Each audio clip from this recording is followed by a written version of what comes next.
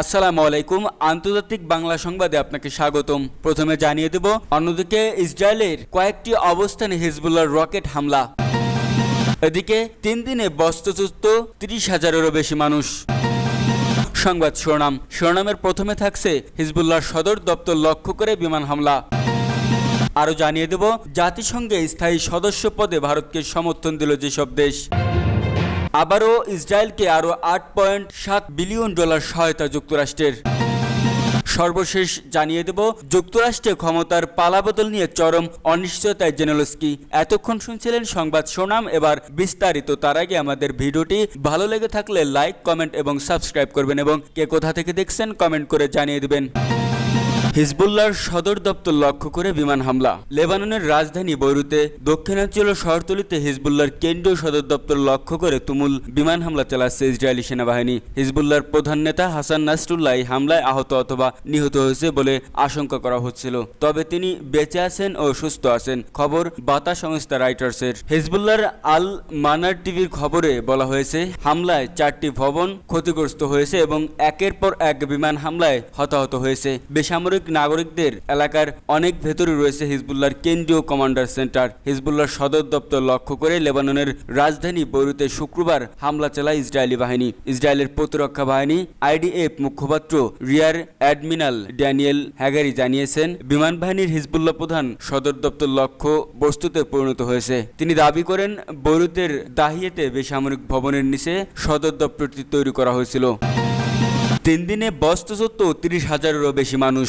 গাজার পর এবার লেবাননে একের পর এক হামলা চালিয়ে যাচ্ছে ইসরায়েলি বাহিনী। এতে বেড়েই চলেছে নিহতের সংখ্যা। হিজবুল্লাহকে লক্ষ্য করে ইসরায়েলের ব্যাপক বিমান হামলায় নিহতের সংখ্যা 700 ছাড়িয়েছে বলে জানিয়েছে লেবাননের স্বাস্থ্য মন্ত্রণালয়। আহত হয়েছে বহু মানুষ। আল জাজিরার প্রতিবেদনে বলা হয়েছে, ইসরায়েলের সর্বশেষ হামলায় একদিনে 92 জন নিহত হয়েছেন, আহত হয়েছেন 1.5 শতাধিক মানুষ। লেবানন জুড়ে ইসরায়েলের ব্যাপক বোমা হামলার কারণে এখন পর্যন্ত প্রায় 5 লাখের বেশি মানুষ বস্ত্রচ্যুত হয়েছেন। লেবাননের পররাষ্ট্রমন্ত্রী জানিয়েছেন, শুক্রবার পর্যন্ত 3 দিনে 30,000-এরও বেশি মানুষ বস্ত্রচ্যুত হয়েছেন। গাজা যুদ্ধের প্রেক্ষাপটে 1 বছর ধরে ইসরায়েল ও হিজবুল্লাহর মধ্যে আন্তঃসীমান্ত লড়াই চলছে। এতে অনেক মানুষ নিহত হয়েছেন, যাদের অধিকাংশ হিজবুল্লাহর যোদ্ধা। বৃহস্পতিবার লেবাননের দক্ষিণাঞ্চলে বৈরুতে ইসরায়েলি হামলায় হিজবুল্লাহর ড্রোন ইউনিটের প্রধান মোহাম্মদ সুরুর নিহত হয়েছেন। ইসরায়েলি সেনাবাহিনী এই খবর জানিয়েছে। ইরান সমর্থিত হিজবুল্লাহ এক বিবৃতিতে 51 বছর বয়সী মোহাম্মদ সুরুর নিহত হওয়ার খবর নিশ্চিত করেছেন।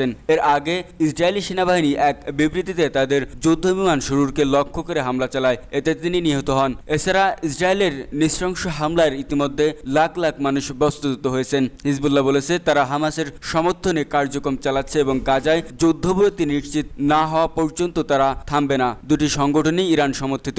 সম্প্রতি গাজা থেকে দেশের উত্তরাঞ্চলে নজর ফেরানোর কথা জানিয়েছে ইসরায়েলি সরকার। এরপর যোগাযোগ যন্ত্র, পেজার ও ওয়াকিটকি বিস্ফোরণ ঘটিয়ে লেবাননের হিজবুল্লাহ গোষ্ঠীর ভিত নাড়িয়ে দেয় ইসরায়েল। ওই ঘটনাকে হিজবুল্লাহর উপর বড় ধরনের হামলার পূর্ব প্রস্তুতি হিসেবে দেখা হচ্ছিল।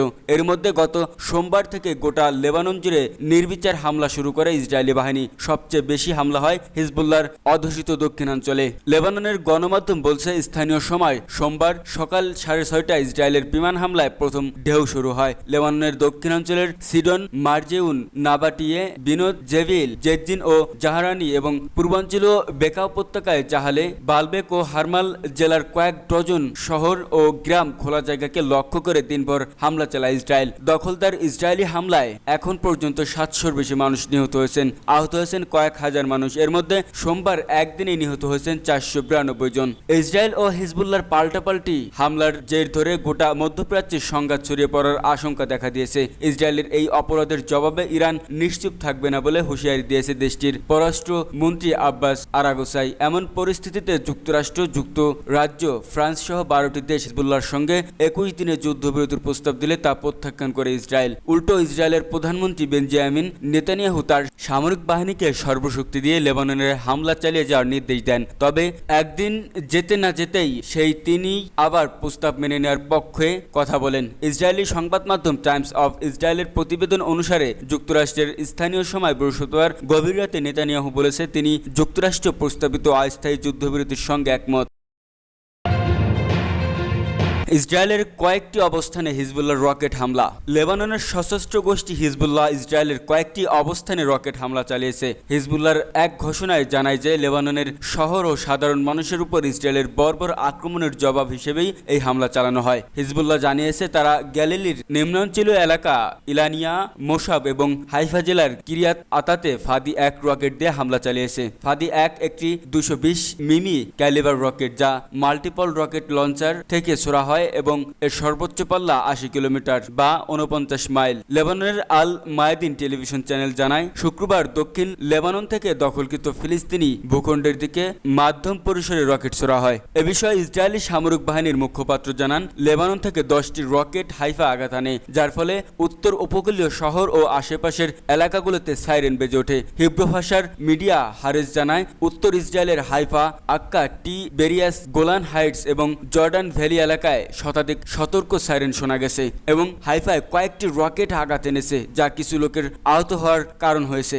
ইসরায়েলি সেনাবাহিনী নিশ্চিত করেছে যে লেবানন থেকে বেশ কিছু ড্রোন ও রকেট দখলকৃত অঞ্চলে আঘাত এনেছে। এদিকে লেবাননের স্বাস্থ্য মন্ত্রণালয় জানিয়েছে ইসরায়েলি হামলায় লেবাননে গত 24 ঘন্টায় 92 জন নিহত হয়েছেন। দক্ষিণ লেবাননের বিভিন্ন শহর ও গ্রামে 40 জন, পূর্বাঞ্চলের 2 অঞ্চলের 48 জন এবং মাউন্ট লেবানন গভর্নরেটর পূর্বাঞ্চলে 4 জন নিহত হয়েছেন। এ নিয়ে চলতি সপ্তাহে ইসরায়েলি হামলায় প্রায় 700 জন নিহত হয়েছে বলে নিশ্চিত করেছে স্বাস্থ্য মন্ত্রণালয়। ইসরায়েলকে আরও $8.7 বিলিয়ন সহায়তা যুক্তরাষ্ট্রের। যুদ্ধবাজ ও দখলদার ইসরায়েলকে আবারও $8.7 বিলিয়ন সামরিক সহায়তা প্যাকেজ দিতে যাচ্ছে যুক্তরাষ্ট্র। বৃহস্পতিবার এক ঘোষণা ইসরায়েলি জানায় যে যুক্তরাষ্ট্র এই প্যাকেজটি ইসরায়েলকে তার সামরিক কার্যক্রমের সহায়তা হিসেবে দেবে। ইসরায়েল এই সহায়তা প্যাকেজটি এমন এক পর্যায়ে পাচ্ছে যখন দখলদার বাহিনী লেবানন ও গাজার নিরীহ জনগণের উপর ধারাবাহিক হামলা চালিয়ে যাচ্ছে। 2006 সালের লেবানন যুদ্ধের পর দেশটিতে এটি সবচেয়ে বড় হামলা বলে বর্ণনা করা হচ্ছে। ইসরায়েলের প্রতিরক্ষা মন্ত্রণালয় শুক্রবার জানিয়েছে তাদের প্রতিরক্ষা বিভাগের মহাপরিচালক মেজর জেনারেল এয়াল জামি ওয়াশিংটনে যুক্তরাষ্ট্রের সঙ্গে আলোচনা সম্পন্ন করেন। মন্ত্রণালয়টি জানায় এই প্যাকেজের মধ্যে $3.5 মিলিয়ন যুদ্ধকালীন প্রয়োজনীয় সরঞ্জামের জন্য ইতিমধ্যে ইসরায়েলি প্রতিরক্ষা মন্ত্রণালয়ের স্থানান্তরিত হবে। বাকি $5.2 মিলিয়ন বিমান প্রতিরক্ষা ব্যবস্থার জন্য বরাদ্দ করা হয়েছে। এর মধ্যে আয়রন ডোম, ডেভিস স্লিং এবং একটি উন্নত লেজার সিস্টেম অন্তর্ভুক্ত রয়েছে। ইসরায়েলের কাছে ইতিমধ্যে বেশ কয়েকটি ক্ষেপণাস্ত্র প্রতিরক্ষা ব্যবস্থা রয়েছে, যার মধ্যে ডেভিস সিলিং এবং আয়রন ডোম অন্যতম। জাতিসংঘে স্থায়ী সদস্য পদে ভারতকে সমর্থন দিল যেসব দেশ। কয়েক দশক ধরে জাতিসংঘের নিরাপত্তা পরিষদের স্থায়ী সদস্য পদের দাবি জানিয়ে আসছিল ভারত। এবার নিউ ইয়র্কে জাতিসংঘের সাধারণ পরিষদে 79তম অধিবেশনে দেশটিকে সমর্থন দিয়েছে যুক্তরাষ্ট্র, ফ্রান্স ও যুক্তরাজ্য। ফলে বর্তমানে নিরাপত্তা পরিষদের 5 স্থায়ী সদস্যের 3টি ভারতের পক্ষে এলো। জাতিসংঘের নিরাপত্তা পরিষদে ভারতকে পূর্ণ সদস্য পদ দেওয়ার পক্ষে বক্তব্য রেখেছেন যুক্তরাষ্ট্রের প্রধানমন্ত্রী কিয়ার স্টোমার। বৃহস্পতিবার নিউ ইয়র্কে জাতিসংঘের সাধারণ পরিষদের 79তম অধিবেশনে দেওয়া বক্তব্যে ভারতের দাবির পক্ষে সমর্থন জানান স্টোমার। কয়েকদিন আগে মার্কিন প্রেসিডেন্ট জো বাইডেন ও ফ্রান্সের প্রেসিডেন্ট ইমানুয়েল ম্যাক্রো ভারতের দাবির পক্ষে কথা বলেন। শুক্রবার এই তথ্য জানিয়েছে এনডিটিভি। যুক্তরাজ্যের প্রধানমন্ত্রী স্টোমার বলেন, নিরাপত্তা পরিষদে আরও বেশি দেশের প্রতিনিধি বাড়াতে হবে। বর্তমানে নিরাপত্তা পরিষদে 5টি স্থায়ী সদস্য ও 10টি অস্থায়ী সদস্য রাষ্ট্র রয়েছে। অস্থায়ী সদস্যরা নিজ নিজ অঞ্চল থেকে 2 বছরের মেয়াদে নির্বাচিত হয়। স্থায়ী সদস্যরা হলো রাশিয়া, যুক্তরাজ্য, চীন, ফ্রান্স ও যুক্তরাষ্ট্র। স্থায়ী সদস্যরা নিরাপত্তা পরিষদে যে কোনো সিদ্ধান্তে ভেটো দিতে পারে। অপরদিকে গত রোববার জাতিসংঘ মহাসচিব 15 সদস্যের নিরাপত্তা পরিষদকে সেকেলে বলে অভিহিত করেছিলেন এবং জানিয়েছিলেন যে এই সংস্থার কর্তৃত্ব কমেছে। অ্যান্তনিও গুতেরেসের মন্তব্য করেন, বিশ্ব সংস্থাটির সদস্যপদ ও কার্যধারায় সংস্কার না আনলে এটি অদূর ভবিষ্যৎ সব ধরনের বিশ্বাসযোগ্য হারাবে।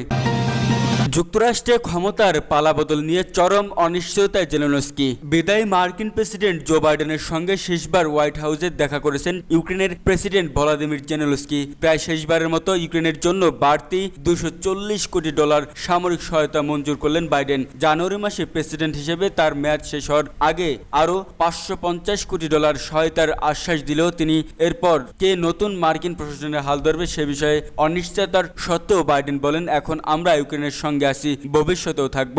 যুক্তরাষ্ট্রে প্রেসিডেন্ট নির্বাচনের ঠিক আগে জেনেলস্কি চরম অনিশ্চয়তার মুখে পড়েছে। ডেমোক্র্যাট দলের প্রেসিডেন্ট পদপ্রার্থী ও বর্তমান ভাইস প্রেসিডেন্ট কমলা হ্যারিস নির্বাচনে জিতলে ইউক্রেনের জন্য মার্কিন সহায়তা অব্যাহত থাকবে এমন আশ্বাস পেয়েছে তিনি। কিন্তু রিপাবলিকান দলের পদপ্রার্থী ডোনাল্ড ট্রাম্প আবারও হোয়াইট হাউসে প্রবেশ করলে সেই সহিংসতে প্রবল ধাক্কা খাবে, সে বিষয়ে কোনো সন্দেহ নেই। ট্রাম্প প্রয়োজনে ইউক্রেনের ভূখণ্ডে কিছু অংশের রাশিয়ার কর্তৃত্ব মেনে নিয়ে আপোষের পথে আগানোর ইঙ্গিত দিয়েছে। হ্যারিস ট্রাম্পের বিরুদ্ধে রাশিয়ার প্রেসিডেন্ট ভ্লাদিমির পুতিনের নীতির প্রতি সমর্থনের অভিযোগ এনেছে। তার মতে এমন প্রস্তাব বিপজ্জনক ও একেবারেই অগ্রহণযোগ্য নয়। ট্রাম্প এক সংবাদ সম্মেলনে বলেন তিনি শুক্রবার জেনেলস্কির সঙ্গে সাক্ষাৎ করেছেন। এর আগে বুধবার নর্থ ক্যারোলাইন রাজ্যে এক নির্বাচনী প্রচারের সভায় তিনি জেনেলস্কির বিরুদ্ধে ক্ষোভ প্রকাশ করে বলেছিলেন, আমেরিকা এমন এক নেতাকে কোটি কোটি ডলার দিয়ে চলেছে যিনি কোনো বোঝাপড়া করতে প্রস্তুত নন। তার মতে বর্তমান পরিস্থিতির তুলনায় যে কোনো মূল্যে